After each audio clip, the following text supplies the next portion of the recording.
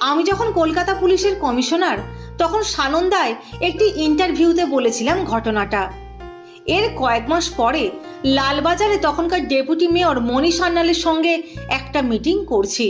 হঠাৎ একটা ফোন, উল্টো দিকে এক মহিলা। ধরলাম ফোনটা, কিন্তু কোনো কথাই বলছেন না।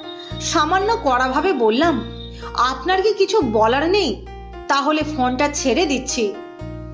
মহিলা তখন হাসলেন। সুচিত্রা সেনের যে কোনো ভক্ত জানেন অবিস্মরণীয় সেই হাসি। আমি বিস্মিত হয়ে বললাম, আপনি কে বলুন তো? উনি বললেন, আমি মিসেস সেন। আমি বললাম, মিসেস সেন মানে? আবার সেই হাসি। আমি বেশ কনফিউজড। বললাম, মিটিংয়ে আছি, আপনার নম্বরটা দিন তো, পরে ফোন ব্যাক করছি।